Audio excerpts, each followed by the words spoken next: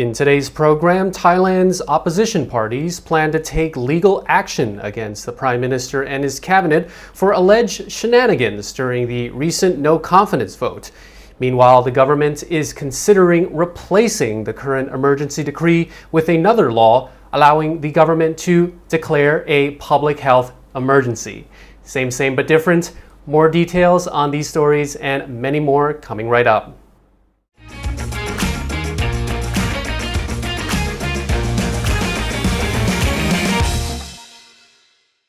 Welcome to the Thaiger channel, and you're now watching Thailand News Today, your daily news roundup.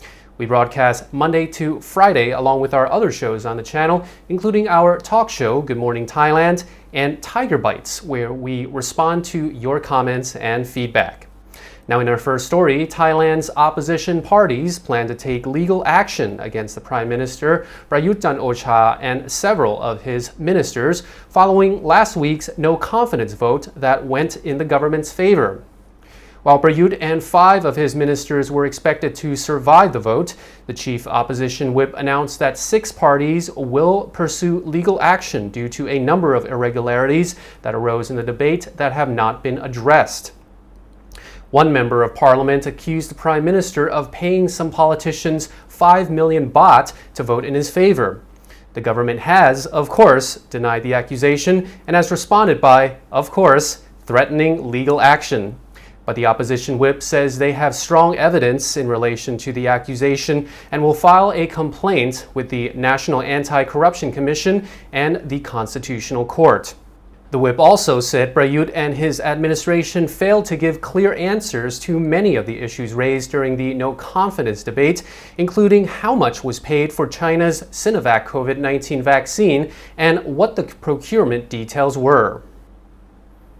With talk of an end to the emergency decree, which was put in place since the start of the pandemic and extended several times, the government is looking to transitioning the COVID-19 task force that was formed under the emergency order into a new body.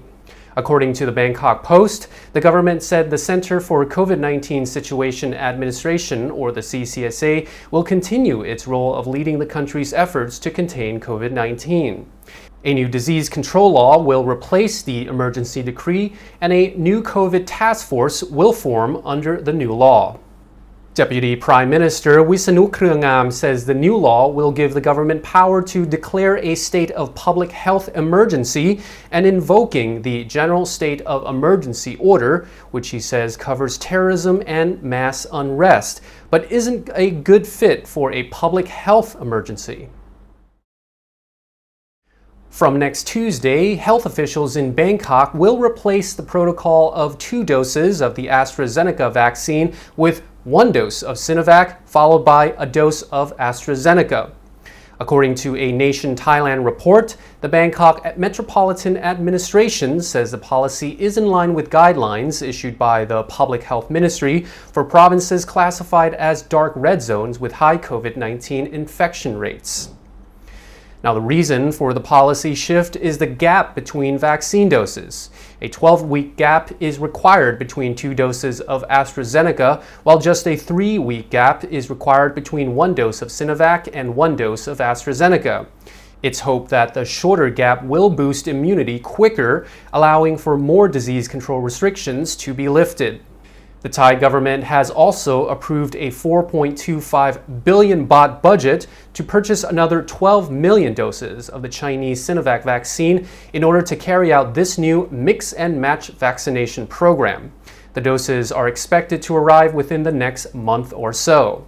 The Sinovac vaccine has faced criticism both within and beyond Thailand, with the Chinese embassy in Bangkok forced to issue a statement condemning the criticism. In related news, the Pfizer vaccine is also expected to be rolled out to some students in Bangkok from September the 21st.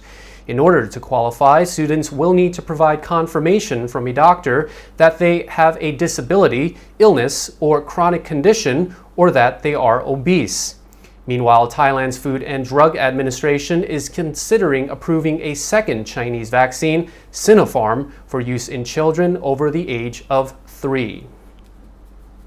The president of the Tourism Association of Koh Samui says the island's Samui Plus reopening program did not produce fruitful results and fewer restrictions are needed to attract more tourists. The rules for the reopening model are now being somewhat relaxed following the disappointing figures. Starting October the 1st, vaccinated tourists only need to spend the first nights in an SHA Plus hotel until they get the result from a PCR COVID-19 test.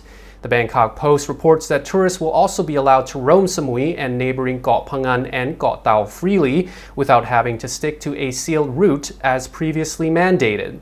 The medical costs have also been reduced from 15,000 baht per person to 8,000, matching costs in Phuket. It's hoped that these changes will be more fruitful in attracting tourist arrivals in the coming months. The tourism official says that other Thai destinations planning to reopen should learn from Samui's experience and understand that mandatory quarantine is a significant deterrent for tourists. I think the Thaiger comments section could have told him that. He adds that in order to waive such a requirement, there must be buy-in from local residents who need to feel confident in the process. Well, how's this for a business idea? An auto repair shop owner in Central Province, Saraburi, allegedly pawned cars that were serviced at his shop. Some people said they paid more than 90,000 baht for paint jobs, but the owner never returned their cars. Numerous people have filed police reports, and police say so far they have recovered 11 cars. Police say the owner of the shop pawned cars in 3 different districts in Saraburi. Police used registration papers for vehicles to confirm their ownership. One person who spoke to Thai media says luckily his car was not pawned and police called him to pick up his vehicle at the station. He took his car to the shop 3 months ago for a paint job. The owner asked for a 10,000 baht payment, but the shop never finished. Some victims say they had previously used the shop and did not have issues. One woman told Thai media a friend highly recommended the shop and she had her vehicle serviced in the past, but she recently brought her truck in for repairs and the owner later allegedly pawned the vehicle. Yesterday morning, a landslide struck a temple in the Isan province of Chayapum that was temporarily being used as an isolation facility for those suspected of having COVID-19. But luckily, or perhaps good karma, the 10 people that were isolating at the temple had left around 6 a.m. to go get tested for COVID. At around 7 a.m., just an hour after the residents had left for testing, a landslide struck the temple. Rocks, dirt, and other debris had slid down the hillside, damaging the temple. Residents came back to the temple at around 10 a.m. to find it partially destroyed. Early rise to dodge a landslide. And that's all for the show, but check out the videos that just popped up here to continue watching our Good Morning Thailand talk show with Mike and Jay and Thaiger Bites, where we respond to viewer comments.